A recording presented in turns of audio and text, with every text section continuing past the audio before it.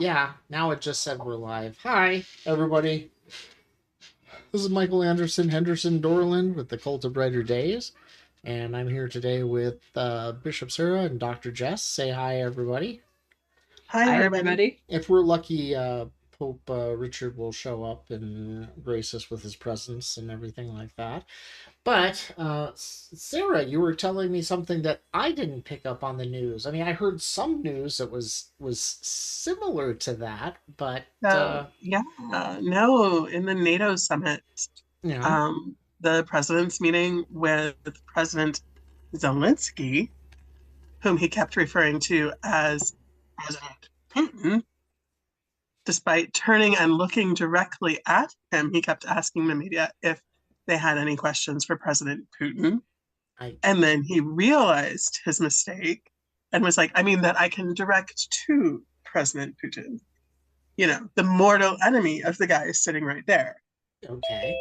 And then he also, oh, It's there's Step-Up Richard. Step Richard. Hello. Thank you. Yes. Hi, And so our Republican president candidate. also went on to, or also described the 111 missiles coming from the Islamic Republic of Japan, which of course is not Islamic, is not Iran, and is not even on the same continent.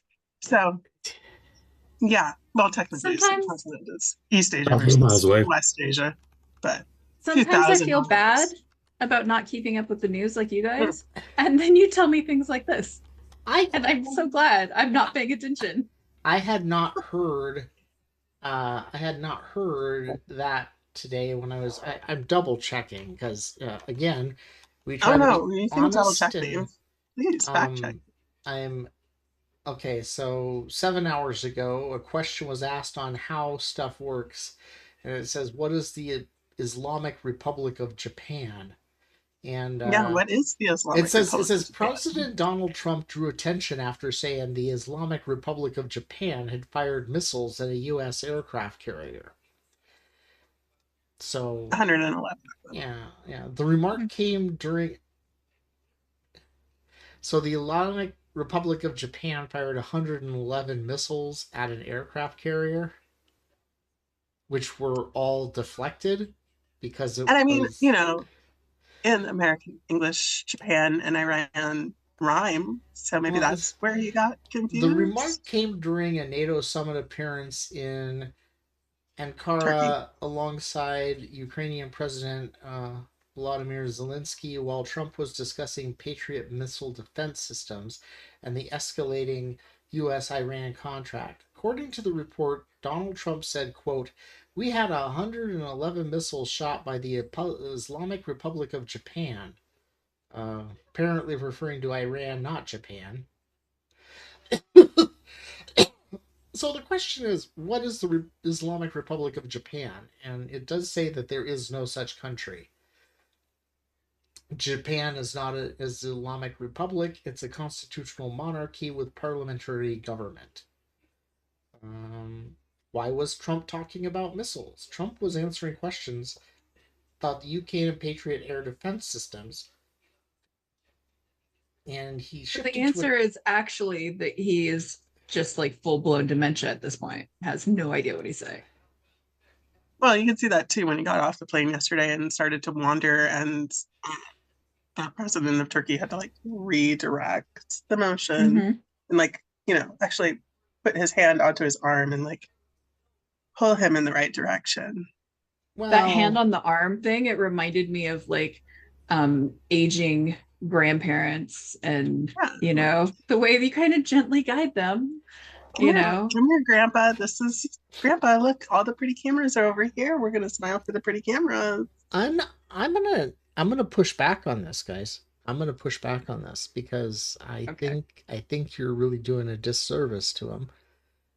I mean, it was obviously, and I agree, it's quite weird, but it obviously was a Mandela effect that he suffered, and much like Fruit Loops and Nelson Mandela and things like that, it's just that he had that momentary displacement in reality where he shifted into an alternative universe where there is an Islamic Republic of Japan. And or the Trump that we have now is one that lived in a reality where there was an Islamic yeah, Republic of that's what I'm Japan. saying. Yeah, it was just one of those Or dimensional slips. yeah, And the yeah. fact that he can dimension slip like that is actually pretty damn impressive. Puts him a little So bit does that above the rest of the people who are running the country. Gives him a little extra advantage. You guys are really so just hammering on him so in a are way you that using this as the way in which his conversation with Teddy Roosevelt actually occurred when he was talking to the AI bot of Teddy Roosevelt well, and yeah, thought it was that's true. Mhm. When you think about it from that perspective and everything like that, if he does have the ability to dimension hop between parallel dimensions and everything, there's no So he can reason just pop back he could over a actually hundred be years from talking. when Yeah. Teddy Roosevelt was Well, really Teddy alive. Roosevelt may still be alive in some sort of robotic form in another dimension. So it would just carry across that, he still would be able to talk to Trump because of his robotic body. In that Is it like reality. Futurama? I need to know this. Is it like Futurama where the head is just on the robot body, but it's like I the don't That's what head I'm is know. picturing. submerged? I don't know. I've only popped between like 2 and 3 different dimensions. I haven't been like all over the place like But Trump you're supposed obviously to have has. all the answers. You're our leader. I No, I just mean want to I go back to the pre-George W. Bush timeline. I just want to go back to the George W. Bush timeline. What are you talking about? Yeah.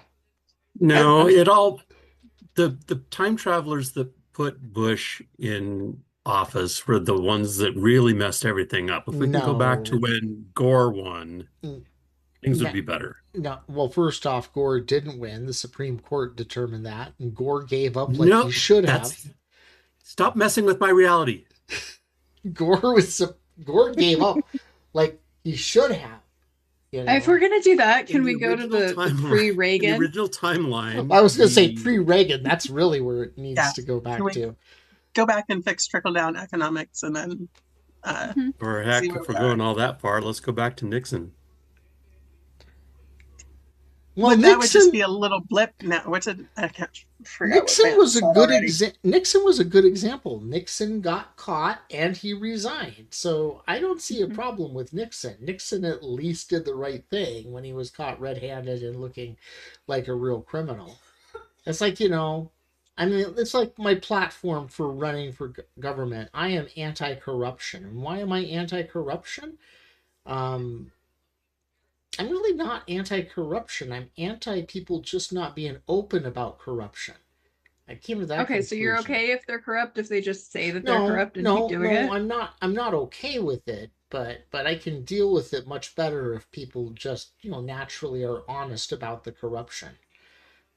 Because then it's not I really corruption because it's baked into the system. I mean, it's baked into the system anyway, but it's like having the ingredients on the back of a thing of cookies. If the ingredients say corruption and I can read the ingredients of corruption, then I know what I'm getting when I bake those cookies. So are you okay with accepting donations as long as they're from corrupt corporations? No, because it's not right. I didn't say it was right or anything like that. I'm anti corruption myself personally because I don't but I'm not going to tell Richard he can't be corrupt in his political campaign. He just Oh, I needs to wouldn't be tell corrupt in my everyone. political. I promise to shoot everybody straight.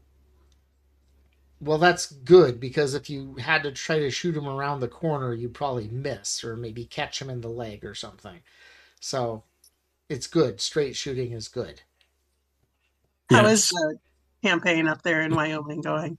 That's true. How So, is it? so I didn't have any events this week, but I've got a few next week. I've been printing up posters with my website at the bottom with little strips that are cut so that people can just tear them off and take them with them. Okay. Um, I've got my fiscally responsible business cards. Um, they're in the other room. Hold on, I'll show you my fiscally responsible business cards. You know, his benefit is he's done in August. So if he doesn't make it in August, he's done. Whereas, like, you know, I'm You all the get to way go all the to way to November. I get to go all the way to November. We get to go all the way to November. Did you already write yourself in on your mail-in ballots for the primary in July? No, because I'm not listed on the primary ballot. That's why you have to write yourself in, don't you? No, No, because he's not on the primary because I'm he's not independent. affiliated with a I'm not That's affiliated right. with a party, so I don't have to worry about that. Yeah. Oh, it's blurry. It's a blurry. It's blurry. There you go. Oh, wow, that looks very official. Nice. Okay, I'm not going to be that cheap. I'm watching my money, but you know, there's a point. But that would require people to write cards out for me, and I don't have anybody to do that. So I guess I could Jamie's make volunteered to help out with cards. Who?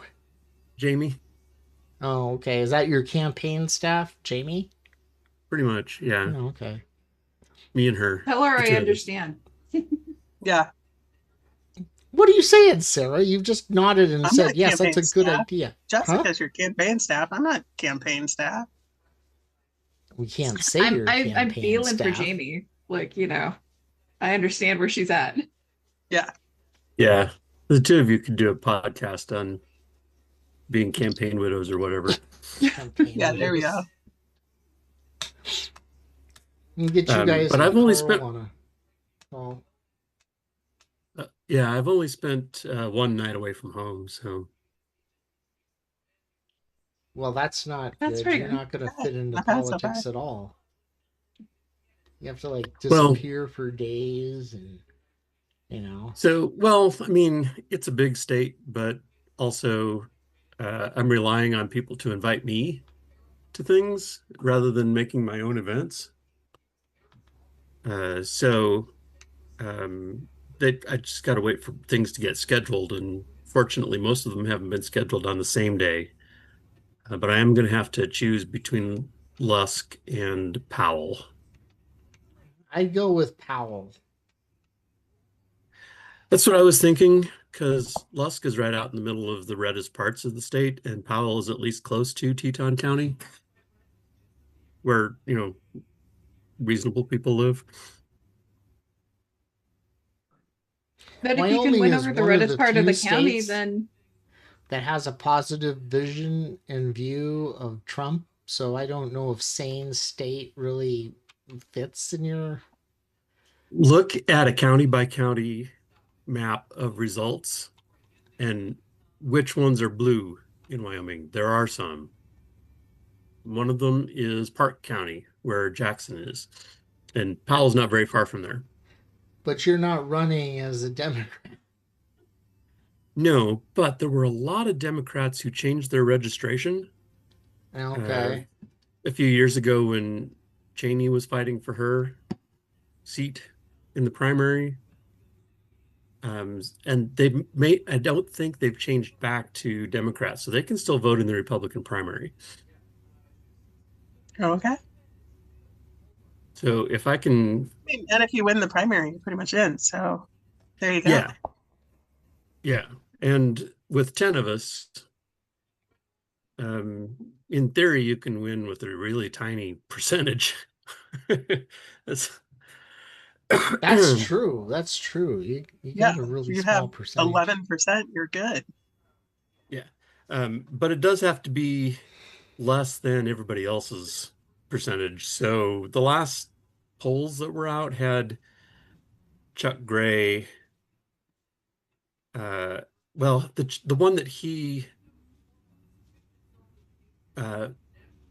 commissioned had him at 20%, and the one that Reed Rasner had, Rasner, his name is Rasner. Reed Rasner's poll that he commissioned had the two of them at about 20%. But we're looking at like 40% undecided. And now I'm starting to see, huge. yeah, that's a lot. And especially because those two are the most visible. They're the ones that have been spending the most on advertising and such. And so they've got all the name recognition right now. So it makes sense that the polls that I saw were commissioned before the filing deadline, so they didn't necessarily have all the right people listed. And they definitely didn't have all the people listed because I waited until the day of the filing deadline to even get my name in the hat. So yeah, I haven't seen any new polls since, or haven't seen any results. I did get one on my phone. It was very much a push poll for the governor's race, but they did ask about the House race prior to all of that stuff. So someone's got some data. Did you show up in the numbers at all? I showed up on, I haven't seen any numbers from that poll, but my name was on the list of people that people can choose from. So, see, this is the problem with my campaign is I don't have like, a party to support me and make those connections and everything. So yeah, well, and the party per se doesn't support me, but at least I've got that infrastructure of being on the official ballot. Yeah. So people actually have to exert effort to vote for me. Yeah. There's not going to be any hanging chads with my name. So, if I get my 100 votes, they're going to be hard earned 100 votes, because it would require somebody to write my name down, which is a big ask in today's society. Although Wyoming is very big on write-in ballots too, and so I routinely write people in because the choices are so bad. I've written myself in any number of times for any number of offices. And that's the weird thing that we found out down here is you have to be officially listed as a write-in on a write-in ballot. So you have to officially register with the state. Otherwise, it doesn't count. So right now, there's 3 write-in ballot people, and there's 3 on the ballot. So it looks like there's a Democrat, a Republican, and a Libertarian on the ballot. And then there's the Green Party's a write-in, and I'm a write-in. And then there's another guy who's in the party of KOL or something like that, who's a write-in. But I look like I have the biggest web presence out of all the write-ins. But I don't have the staff the Democrat and the Republican have. So I'm going to have to lean on the fact that I'm going to have to get out there and poll people. Talk to people. What was that? What was Papio Daniel from Brother Wherefore Art Thou? He's Papio Daniel. You don't have to. Oh, I don't remember how it goes, but he was working at the radio station. My constituents.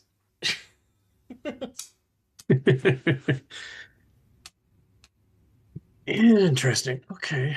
So I'm looking at the Wyoming laws around writing candidates. And it doesn't look like there's any requirement to register or anything. If a writing candidate wins a primary, they have to pay the filing fee. Yeah, a lot of states are like that and everything. Arizona's a weird one. In fact, you can't actually put in as being a write-in candidate until like June 6th. And so there's a window between June 6th and like September 20th where you can actually put in to be a write-in candidate. Up till then, or with then and everything like that, you have to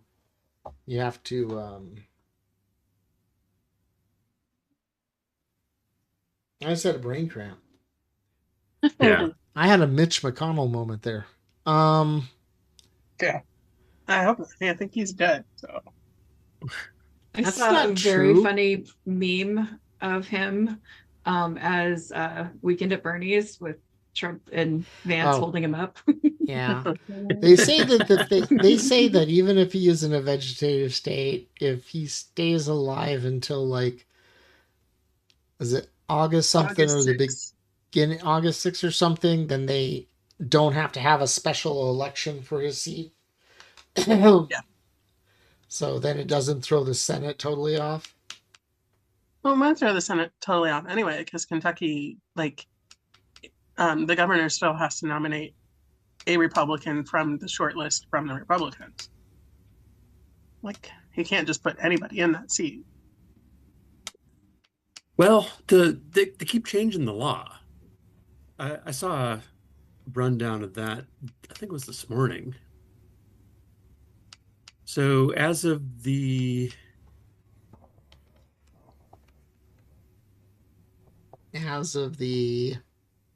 Kentucky Constitution, as amended in 1891, Senate vacancies must be temporarily filled by gubernatorial appointment, but a special election must be held if there's more than 90 days remaining.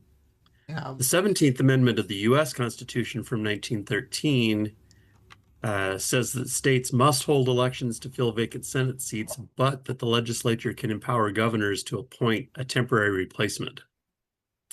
In 2021, the state legislature changed the rules to make it so that the governor could only choose a replacement from a list of 3 candidates chosen by the legislature. And in 24, they changed the rules again to say that the governor cannot pick a temporary replacement. Their only role is to decide when the special election is held. But there's speculation that the 2 laws might be challenged on constitutional grounds, either the national constitution or the Kentucky state constitution. We don't pay attention to laws, let alone constitutional laws. What country do you live in? Well, I used to live in the United States, but No, you still do. It's just, I slipped time streams. Now we're in the disunited states. Don't be trying to put your own Mandela effect in case. It doesn't work that way. It's like, I insist. Maybe if Jamie hits you on the back of the head hard enough, that might work. But, you only like slip really close to where you are right now. Like if you really want to slip all the way over, Is that when you tie me up to the Homestake hydro plant in the canyon? Are you actually going to go back to my physics report from back in 1987? Let's just don't talk about that one, okay? The ethical implications of my physics experiment was just, yeah, we're not gonna talk about that one. So, speaking of that, Trump is launching an attack on Iran. I was with a lot of missiles. Similar to my physics experimentation. I hope he straightened out whether it was Iran or Japan first. Yeah. It does look like Hegseth might have got it right. So, there's the plus on that one. Is it before 6 o'clock or after? No, never mind. He's drunk all day anyway. Yeah, well, I thought you were talking about the stock market because actually oil prices did rise more than $1 per barrel, and the stock market. Yeah, that's what I was going to ask. Like, aren't gas prices going up again? Well, they've been going down a lot here. Well, that's largely because we're dumping a ton of gas out of our strategic reserves. So our strategic reserves are very low right now. To the point where it's slightly critical. What was it? So why do we need reserves? Well, I mean, the idea was so that if we had to fight a war, that we'd have something, to run everything on. Well, but see, here's how we're doing it, though. What we're doing is we're loaning out barrels of oil from our strategic reserve to oil companies so they can sell the oil, and then they give us back the oil at a later point in time. So technically the oil that's coming out of our strategic reserves is being shipped overseas for use over there because they have less fuel over there than over here. Oh, So see, there's so it's like the Social Security Trust Fund. very similar to it. Yeah. So like we just loaned 45.2 million barrels of strategic world reserve oil in this is on March. So this is way back when. So we've been burning through this stuff for quite a while. The U.S. is releasing the oil in a form of loans that companies will return with extra barrels as a premium down the road.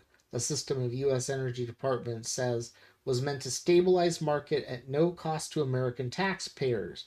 But do you remember when they were cheering all these foreign companies sending oil tankers over to get oil and everything from us because we are the second largest oil producer in the world right now? What they did was they're selling that oil to them because the price went up in such a way that because of supply and demand, it went up in such a way that the companies that were making enough oil for us got to sell this extra oil to other countries to replace it for us. There's so many little tiny nuances that I've been reading up and watching things about that you can't just say a barrel of oil is going to make gas prices go up or go down or anything because gas is completely different than oil. It depends on where it's refined and it depends on the refinery capabilities. And how And much gouging the company that sells it is into. well, I Mhm. mean, technically, and like when Trump was saying that he was going to do an investigation into this price gouging and everything like that, well, I mean, who's doing the price gouging? And the problem with it is it's not really price gouging because oil is a global market. It's not a localized market. So if you're matching your money that you're giving, the money that you're charging for a barrel of oil has to match what everybody in the world's willing to pay for that barrel of oil, not what people in America are willing to pay for that barrel of oil. Gas is separate, as you just said. Yes, And so they can mark up the price of gas, and the demand for gas is pretty stable. So people will pay whatever you charge until right. somebody decides, well, maybe we should back off a little bit. But Yeah. that goes back to a supply and demand situation. And it's not so much what the demand of the American population is, it's how much the um, uh, refineries can actually put out. And So why is has the price of gas here in Sundance been dropping steadily for the past 4 weeks? probably because any refineries around there are actually upping how much they're putting out. And because you're closer to those refineries, which doesn't require so much shipment of the fuel out there, and because driving a tanker of gas over to the East Coast cost a ton of money on top of just the gas itself, the break even point, because the stock market has managed to ensure that the price of oil has been decreased and deflated so much that, because see, that's the other trick, is that the stock market has managed to um, so I learned that there's a difference between oil futures and the real price of oil. And so, like, when you're looking at oil on the stock market and everything, you're not looking at the real price of oil when you pull into the ship into the harbor and unload all those barrels. What you're doing is you're looking at what they say it's going to be worth at the time when you pull into there. So it's an economy, and there's a reason economists exist, I found out. And there's a reason that there's a whole series of people that do business on things like oh, what do you call it, uh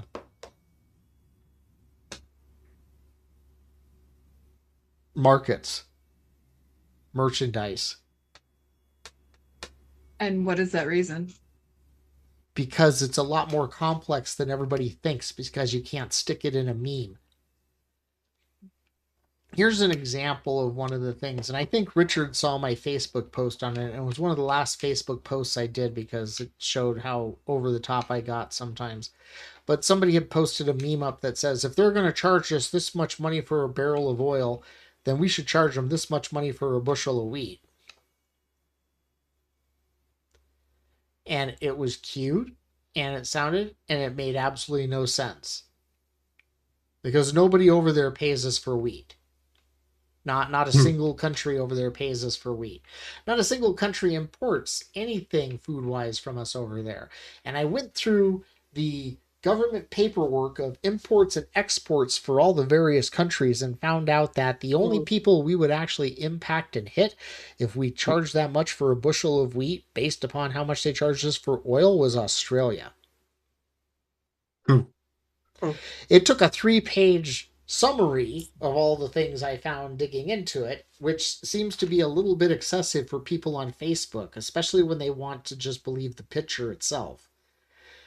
But, you know, I think I started out with saying, this is why I don't like memes like this. And then I went into the explanation about why I didn't like memes like this.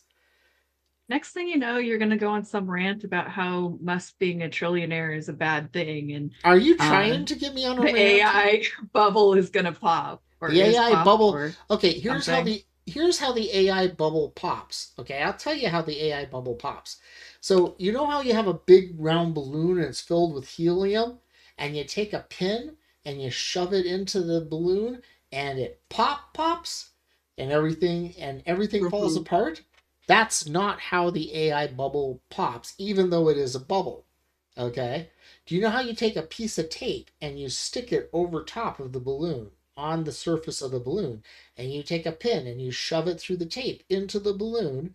It doesn't explode or pop. It lets air out, and it slowly deflates and everything. And that's not how the AI bubble is going to pop either. Now, do you remember when you were a kid, you could get these tubes of some sort of liquid that looked like a toothpaste, but it was actually some sort of plastic gooey stuff and everything? And it'd come with a little tiny plastic tube that you would stick in the goo, and then you'd go, and you blow up the bubble, and it would sort of morph and move and squish, and eventually it would go flat again? That's how the AI bubble's going to pop. Okay, you're going to have to explain that, because my mom never let me play with those. Oh, they were cool. They also smelt like spray paint. So that's probably why they got rid of them, because us kids were all getting high by blowing these weird bubbles and everything like that, multicolored ooze. But in terms of the AI bubble, here's a good example. Meta did just the other day. So if you remember correctly, with all the data centers and everybody wanting data centers, and there was going to be all this demand for compute, and we had to build a data center down here because there are going to be so many people that need so much compute, and we don't have enough compute to run all of our AIs at the level we need them to, and yada yada yada. We need compute, so we're going to make all these deals for compute. Yes. Well, it appears that Meta figured out that they didn't need as much compute as they actually have right now, so they're selling their compute to other companies. Which goes back to my AI platform of, we don't need bigger, better, more powerful things right now because we're not even using what we have correctly. Yeah.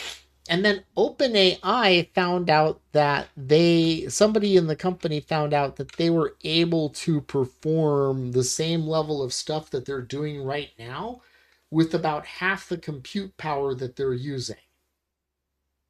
So see, they don't even need. So that means they don't even need a lot of compute. But the problem is the stock market, the S&P for the stock market, has been based entirely upon these 7 companies running around trading compute for promised compute power for video cards, combined with deals with part of the business and everything like that. And so everybody's overextended themselves in purchasing stuff that they don't really need to purchase, which means that a lot of these data centers that are supposedly going to be built are not going to be built in the first place. because they're not worth that much money to build because they don't meet the demand that they thought they were going to have. One of the examples of that is all the video cards that NVIDIA took a lot of video cards off the market, so gamers and people like me can't necessarily get a really good NVIDIA card. Usually they release a new video card or an upgrade every year, and this year they didn't.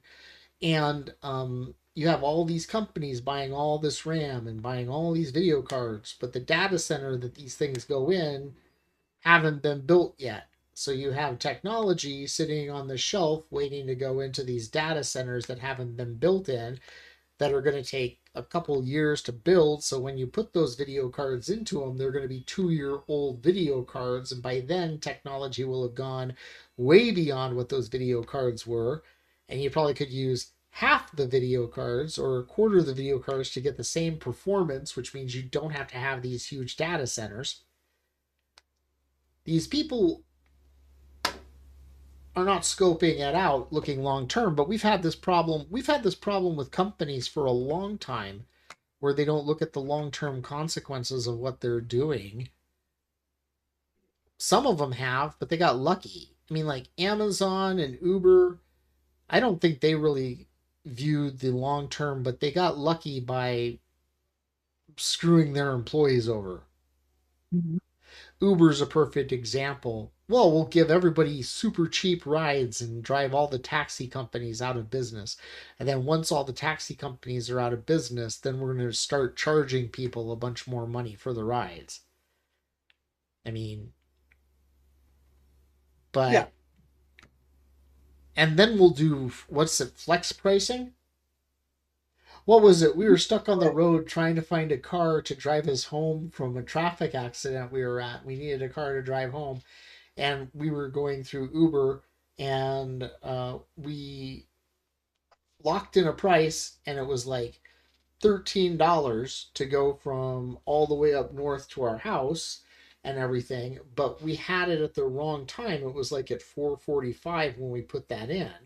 But we got to talking to the police, and so I didn't actually I hit the button at 4:45, but it was right when flex traffic changed, and the price went up to $34.95.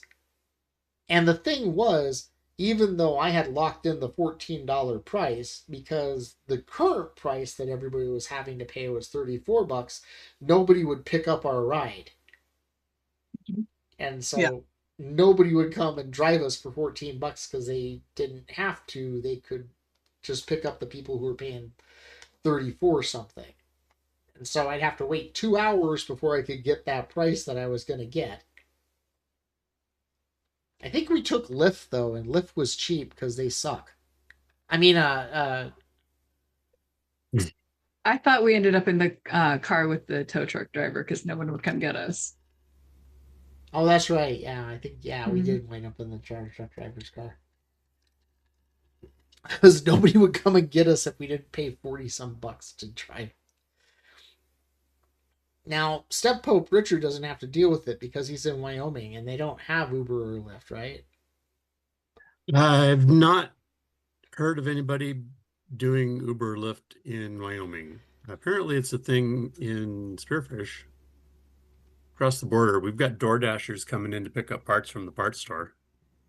Oh, yeah? Okay. Sarah, what's your experience with Uber? I very rarely use Uber because I'm using them late at night to get home from other things when I cannot drive myself. So I just click the button and I'm happy with whatever happens. Well, we're glad that you're not driving yourself, because when you have one too many drinks like that, you definitely won't want to Yes. be behind the wheel of the car. So that's my safe driving. So Do you drive do with God simply. do you do the one where, oh, that was a thing about Uber that was really good that came out this, so Uber managed to get a law passed in a state that limits the amount of money Uber has to pay for um, damage in an accident that you're in. So if you get hit by a car, and everything like that, you wind up in the hospital with, like, a broken back or a broken leg or something like that. Mm-hmm. Uber pays 125% of your medical costs based upon the amount of money that Medicare would pay for that procedure. Okay. Dr. Jess gets that, don't you? I get that. Mm-hmm. You want to explain why that's so horrible? Yes. Medicare rates are Crap. they're ridiculous. Like for a recession, like my insurance rates are crap anyways. Like I charge $200 an hour. Blue Cross will pay me 90. Medicare, Medicaid will pay me 40, 45. So let's say that you had Yeah. $100,000 of medical bills, and you get hit in a car accident and everything like that, and Medicare will pay $40,000 of that bill. Since Uber pays 125% of that bill, see, they're over 100%, they're being nice. But because it's locked to the Medicare price, which is only $40,000, it's only going to pay 64,000 something of your $100,000 bill, which leaves you $38,000 that you have to pay for getting in a car and getting hit because it was an Uber. Yeah, that's ridiculous. Yep. And so maybe your insurance will cover that $30,000 if you have insurance. If you have this insurance, is the reason plus the when we deductible. had taxis, like as more so than we do now, this is why their rates were so much higher, because they had to have insurance and they had to have different business guidelines than Uber does. And since Uber works on the whole gig economy, they're not under the same laws and they don't have to have the same rules, and it changes the whole dynamics of this situation. Yeah. And the question is, what happens to the insurance of the person who's driving the Uber vehicle? So it's a gig economy. And not only does it impact the people who are doing the gigs, it also impacts the people who are getting the gigs. Or, I mean, using the gigs. Using the gigs? Something like that. I mean, at least it's better than Meg's. But not as good as Terra. Gigabytes, terabytes, megabytes. Caught up eventually. Okay, that was a lame one. I'll give you that one, but I at least attempted it. The rest of you guys are being downers, Debbie Downers today. Well, we should talk about something fun that's happened in the last 2 weeks. Like I don't know, 4th of July and the country turned old. You mean about the country fair? Yeah. Wasn't that awesome? Great fair on the mall. Yeah. I will have you know that the Arizona tent was the most popular tent at that event. That's because Arizona's we're brilliant and we know air conditioning. Yeah, I'm trying to think if that was the one with the majority of air conditioning. That would probably be a good thing to check up on, because I saw someone making fun of it. Like they had a tarp over a tent thing and a window air conditioner blowing into it, and Arizona State there or Arizona State at the because it had window AC blowing into it. Yeah, but at least we know when we think ahead, because it's hot here. Yeah, it's always hot here, so we know, hey, if we're going somewhere in July, it's probably going to be hot there. Maybe we should bring some AC units. Well, you couldn't. You could. Did you see that on the 4th of July? And me and Dr. Jess were at the mall on the 4th of July after, when was it? It was after 9/11, but it was like a couple years, but it was right when it was heightened security. So if you must have been like 2004, But if you were 2005. going to go into the mall, they had fenced in the entire mall with a 15-foot high chain link fence. And if Mhm. you were going to bring a bag, you had to stand in line and get it looked at. If you didn't have to have a bag, you could just walk right in. So we made sure we didn't have a bag, and we the line to go in with the bag was like half a Yeah. mile long. It was ridiculous. But And When I was the getting out was a lot quicker, right? that's because the guys that were near us pushed the fence over. Yeah, they were awesome. I And really then we moved appreciated them. and then we moved really quickly when the cops started charging at all of us saying, "Stop, you can't get out that way." So, like, It yeah, worked. watch me. yeah, everybody was trying to go through these little gates, and these guys were like, "Oh, screw this." And they went and they just shoved a whole 30-foot section of the fence down. And so all of us Um, just streamed out of that way and everything. That was ridiculously packed and everything like that. I don't think this year was packed as much. Um, uh, packed Yeah. is not the word to use. the There well, was I don't numbers. know about the actual event on the mall. That's the thing. I know that the fair wasn't, but as far as like the fireworks, but I did know that you couldn't bring any coolers, you couldn't bring any bottles, you couldn't bring any sunscreen or things like that. Or water, despite Or being triple digits. somebody said that you could bring like water in clear containers, but you couldn't bring them inside like uh, you know like those water bottles, the metal water bottles or something. But Yeah. I'm not sure about that. I didn't get confirmation on that. I did hear that the turkey legs or the turkey legs were like what 30 some bucks for a turkey leg, and the water was like $10 for a bottle of water and everything like that. I did find out that Arizona room was the draw for the Arizona was an immersive multi-room sensory journey designed by off Madison Avenue for the Arizona Office of Tourism.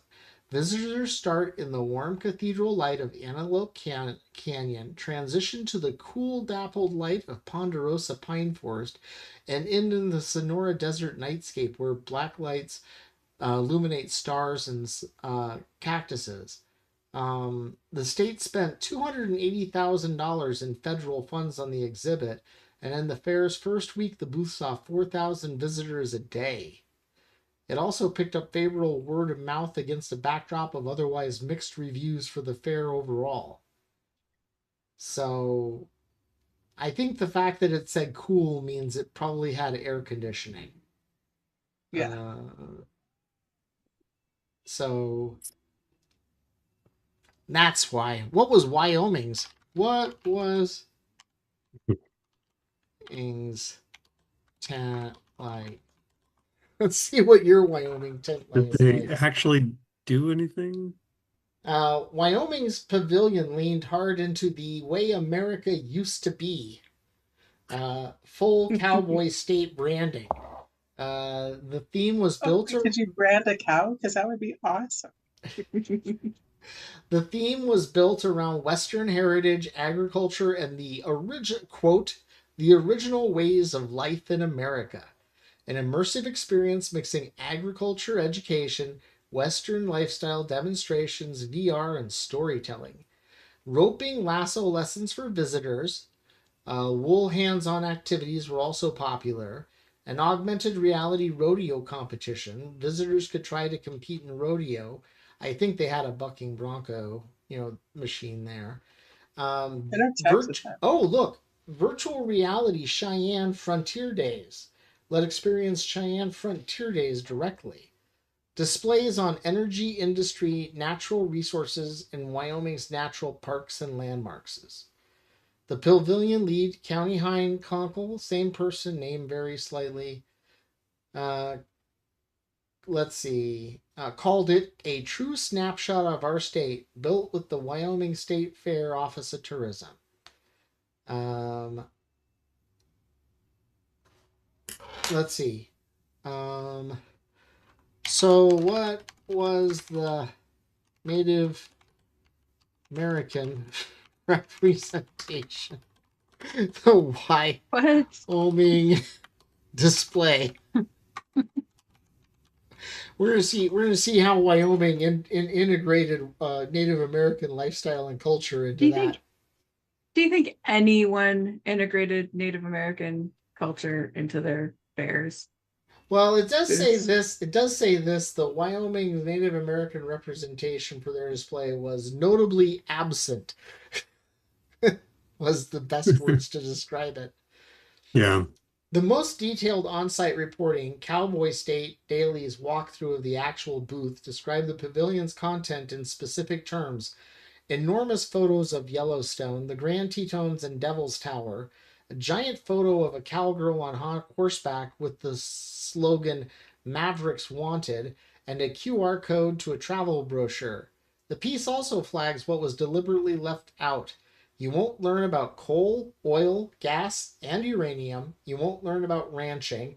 But nowhere in that inventory or in any other coverage is there any mention of Native American culture, history, or tribal participation in the booth itself?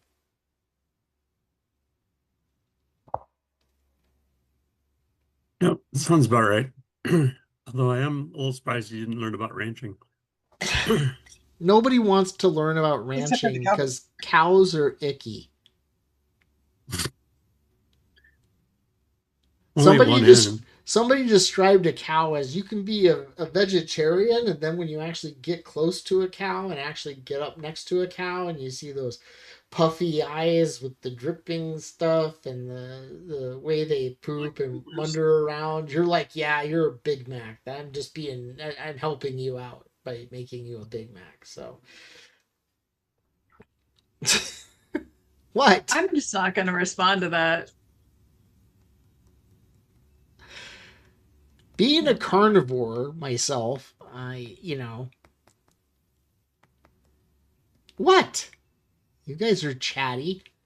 All right, we got a few minutes left. Let's talk about fireworks and everything.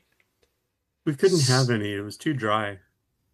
Oh no, I was going to talk about the ones being shot at the aircraft carrier over in Iran because, I guess we're continuing on with the festivities, but across the seas because 4 tankers caught fire and were attacked yesterday.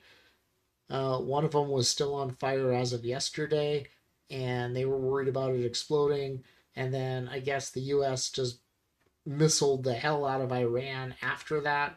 And then at NATO summit today, Trump was saying something about destroying their culture again or something again.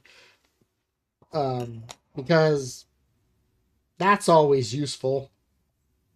It is nice to see that bullies operate the same, usually, whether they're like in junior high or whether they're like in world leader status. They talk a lot, they throw a few punches, but they don't really think things through or follow things through.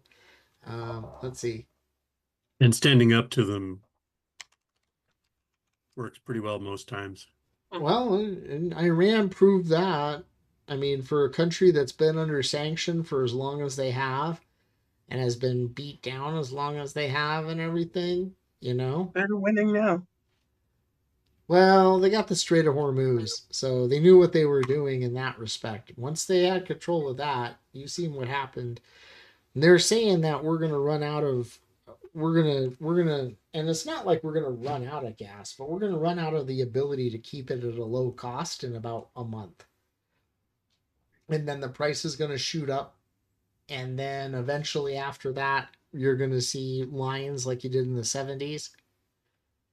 Just in time for us to go on vacation. Yeah. Who says Yeah, they? yeah. Just in time for us to go on vacation. Yes, that's exactly what I was thinking too. Let's see.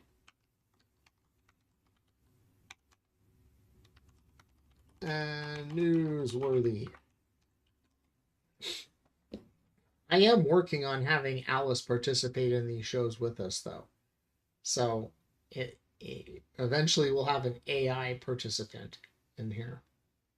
I'm getting With closer. an actual voice. With an actual voice that actually listens to us and responds back and forth. So that's It'll be good for you to have somebody to talk to. Well, if you Since would the say rest of us something, just tune you out. yeah, you tune me out. You sit here and purposely tune me out for an hour. I see how it is. Okay. No, she Well, I fights don't falling visibly- asleep. Yeah, I don't visibly take a nap on the camera. Like, you don't see me like think back. That's because you're not presidential. It's not the NATO summit. I don't have to. Well, that sit in my doesn't chair and matter just whether it's fall okay. asleep. So let's see. I guess the June ceasefire MOU between U.S. and Iran is effectively dead. I don't know how it was alive in the first place, but it's effectively dead. Iran, huh? It worked for a hot minute, like literally. Okay, look, it didn't work out of the gate because the minute it was signed, Israel attacked Hezbollah, and so it was, and then Rubio went over there and made a deal with them that actually countermanded a bunch of stuff that was taking place in the other memorandum. So there was no way it was going to work at all. Let's see. U.S. strikes hit facilities in southern Iran. Let's see. A firefighter was killed in a U.S. attack on an airport. Iran's UN ambassador formally condemned the strikes to the Security Council as a violation of the UN Charter. Trump, speaking from NATO, said he attacked Japan. No, he didn't say that. Claimed Iran called wanting a deal today. Okay. They want to make a deal so badly, quote, but said he doesn't know, quote, if they're worthy, unquote. He also warned things would, quote, get much worse, unquote, if Iran hits more ships. And then we reimposed sanctions. Oh, and the president of Iran got death threats from his own people today. Wow. Because they were telling him that they were mad at him because of compromising. So the population of Iran is turning on anybody who's trying to get some sort of deal. And there's speculation that Trump is considering a takeover Iran's Karg Island, and one analyst quoted by Al Jazeera raised skeptically the idea of a ground invasion, noting it would need roughly 300,000 troops to do, which we do have over there. So as we wrap up today, we want to know what people think about invasion of Karg Island. Let's start a poll on that. Maybe we'll start. I think that because we haven't heard about the Epstein files in a while, that the next time the Epstein files come up in any sort of serious conversation, we'll invade Karg Island, just because that's the easiest way to get people to not pay attention to the Epstein files. So what's your final thoughts? I'm not going to take a bet against that. What's your final thoughts on this situation, Dr. Jess? I don't have final thoughts on that situation, but I do have announcements. Oh, yeah. We have to tell people. Yeah, tomorrow night we're going to be at Poppin' Off doing the pixel beads, the fuse beads at 6:30. Next Thursday, come and meet your the kid is going to run a game of the role-playing game Walking Dead. Yep. At Poppin' Off. Yep. And then next Friday, the 17th, they have their artisan market that we may or may not attend. And next Sunday, like we have 3 things in a week next week. Next Sunday is Doctor Who one shot. There we go. With your congressional candidate. Yes. Maybe I'll be lucky and I'll have a Mandela moment then too. I'll wind up in a TARDIS and get go more for a Mandela moment there than a dementia moment for you. So. Well, it doesn't matter actually whether it's dementia or Mandela, because for me it would be fine. Other people might have to deal with it. I always say that's the thing. If I go into an elevator when I'm older and I have a dementia episode in the elevator, I expect when the doors open up, I'm going to look upon Narnia and decide to run through the fields of Narnia. And, you know, I, and to me, it would Okay. be fine. It would be fine for me because I'm in Narnia. Screw the rest of you guys. I don't know how you'd get me into the ambulance or anything like that, but you know, I'd be fine. Well, I don't know. Maybe I'd be perceiving it as being hauled into the White Witch and turned to stone if they tied me down to something. So maybe that isn't the best. Nice shot of Ativan, and it's not going to matter. Yep. Then I'll be in Narnia permanently, and the Yep. hell with all of you guys. Or Middle Earth Narnia. Either way. I guess it's if I want to be a, you know, Islamophobe or not. All right. On that note. On that, good night, y'all. On that note. Thanks, everybody. Till next week. Until next week.